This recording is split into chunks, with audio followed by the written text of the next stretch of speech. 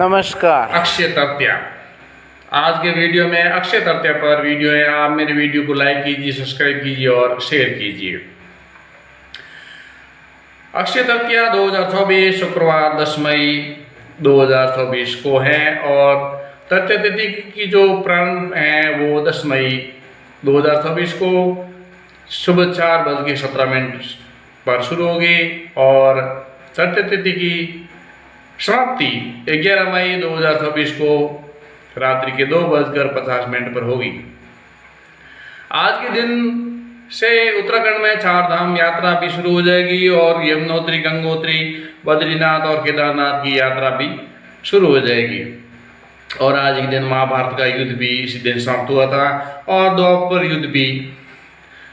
युग जो समाप्त हुआ था। इसी दिन कुबेर को खजाना मिला था और मां अन्नपूर्णा का जन्म भी हुआ था। अक्षय तृतीया का त्यौहार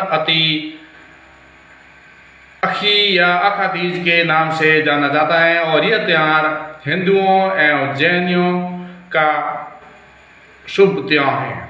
यह त्यौहार वैशाख महीने के शुक्ल पक्ष के 30 दिन पड़ता है और इस त्यौहार को भारत व नेपाल के हिंदुओं जैनियों द्वारा एक शुभ समय के रूप में मनाया जाता है। पौराणिक ग्रंथों के अनुसार जो भी कार्य इस दिन किए जाते हैं उसका अक्षय फल मिलता है, इसलिए इस दिन को अक्षय तृतीया भी कहा जाता है। संस्कृत में अक्षय का अर्थ आशा, समृद्धि और आनंद और सफलता होता है और तृतीया का अर्थ तीसरा होता है। इस महीने शुक्ल पक्ष में तृतीया आती है और परंतु वैशाख के दौरान आने वाले शुक्ल पक्ष में तृतीया को शुभ माना जाता है। यह दिन सर्वसिद्ध मुहूर्त के रूप में विशेष महत्व रखता है और इस दिन कोई भी शुभ कार्य किए जा सकते हैं, जैसे विवाह, गृह प्रवेश, वस्त्र, आभूषण, घर, जमीन, वाहन आदि खरीदना वगैरह। ऐसा माना जाता है कि इस दिन पितरों के लिए किया गया पिंडदान अथवा किसी भी प्रकार के दान को अक्षय फल प्राप्त होता है। इस दिन गंगा स्नान करने से सभी पापों से छुटकारा मिलता है और इसी दिन महाभारत का युद्ध समाप्त होता है और द्वापर युग का समापन भी इसी दिन हुआ था। हिंदू धर्म में गंगा स्नान का एक विशेष महत्व होता है और अक्षय तृतीया के दिन ब्रह्म मुहूर्त में उठकर गंगा स्नान करने से भगवान विष्णु और माँ लक्ष्मी की पूजा करने से मन इच्छा पूरी होती है। और इसी दिन भगवान परशुराम जी जो क्षत्रिय के रूप में और क्षत्रियों का संहार करने के रूप में माने जाते हैं, तो परशुराम जयंती भी हिंदू धर्म के लिए महत्वपूर्ण पर्व माना जाता है और भगवान परशुराम को विष्णु अवतार भी माना जाता है।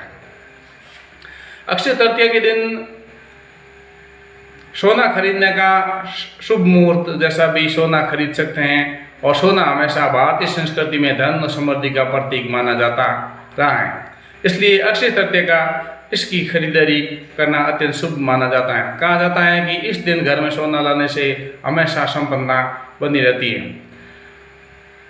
और अक्षय तृतीया को आप सभी को हार्दिक शुभकामनाएं।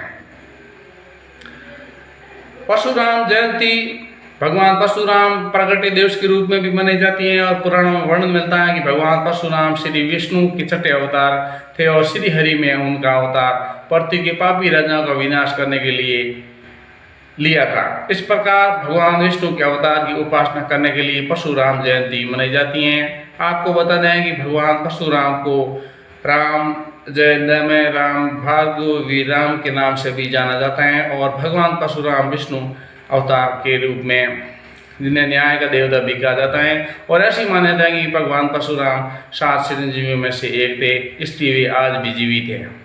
उनका नाम परशुराम इसलिए पड़ा क्योंकि उन्होंने पृथ्वी पर मौजूद सभी क्षत्रियों को मारने के लिए एक परशु नामक अस्त्र अर्थात फरसे का प्रयोग किया था और परशुराम शंकर जी के अनन्य भक्त थे, अतः भगवान शिव ने उनकी भक्ति से प्रसन्न होकर उन्हें यह फरसा भेंट किया था।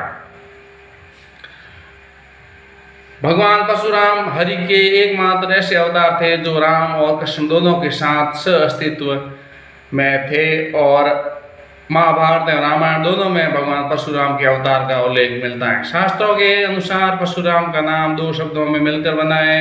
परशु का मतलब कुल्हाड़ी और राम का अर्थात कुल्हाड़ी के साथ राम। जैसे राम भगवान विष्णु के अवतार, वैसे ही परशुराम भी भगवान विष्णु के अवतार और उन्हीं की तरह ही शक्तिशाली भी है। परशुराम जी अनेक नामों से रामभद्र, भृगुपति, भृगुवंशी आदि नामों से जाना जाता है। और हिंदू धर्म के अनुसार भगवान परशुराम ने ब्राह्मणों और क्षत्रियों पर होने वाले अत्याचारों का अंत करने के लिए जन्म लिया था। कहते हैं कि परशुराम जयंती के दिन पूजा पाठ करने से शुभ फलों की प्राप्ति होती है और इस दिन दान पुण्य करते न विशेष महत्व होता है।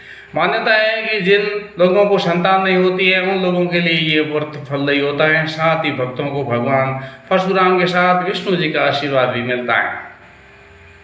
परशुराम जयंती में फरसा धारण करने वाले हिंदू धर्म में उनकी जयंती का ये विशेष अत्यंत महत्वपूर्ण दिन माना जाता है।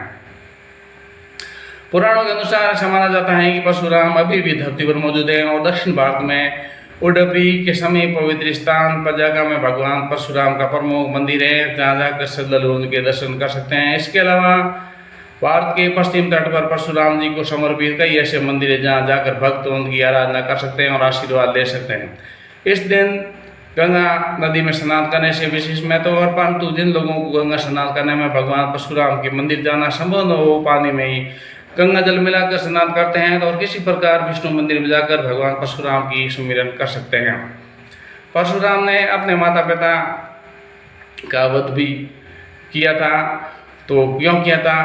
ऐसा माना जाता है कि ऋषि जमदग्नि ने उनकी पत्नी रेणुका और पुत्र सृष्टि किया था, जिसके फलस्वरूप उनके घर परशुराम का जन्म हुआ। और कहते हैं कि भगवान परशुराम धैर्यवान, साहसी और आक्रामक क्रोधी और अत्यंत आज्ञाकारी स्वभाव थे। पुराणों में वर्णन मिलता है कि ऋषि जमदग्नि पत्नी अर्थात परशुराम की माता रेणुका अत्यंत पतिव्रता स्थित थी, किंतु एक बार जब वह नदी पर जल लेने गई थी तभी उन्होंने एक गंधर्व को देखा और उसके प्रति सम्मोहित हो गई और ऋषि जमदग्नि को अपनी और शीघ्र से इस बात का पता चला, जिसके पश्चात अपनी पत्नी पर क्रोधित हो गए और उन्होंने अपने पुत्र को आदेश दिया कि अपनी माँ का वध कर दे, परंतु सभी पुत्रों ने ऐसा करने से इनकार कर दिया। परिणाम स्वरूप सभी पाषाण में परिवर्तित हो गए, किंतु परशुराम अत्यंत आज्ञाकारी थे, तो उन्होंने पिता के द्वारा दिए गए आदेश का पालन किया और अपनी माँ का सिर काट दिया। इस पर ऋषि जमदग्नि ने परशुराम को 2 वरदान मांगने को कहा। तो ये सुनकर परशुराम ने अपने पिता से अनुरोध किया कि वे उनकी माता रेणुका और भाइयों को पुनः जीवित करें। इस प्रकार से परशुराम जयंती और अक्षय तृतीया दोनों नक्षत्रों में प्रबल इनका जन्मदिन है और इस दिन रोहिणी व्रत भी किया जाता है। तो आज के लिए बस इतना ही। वीडियो को लाइक या सब्सक्राइब कीजिए। बहुत बहुत धन्यवाद। जय हिंद।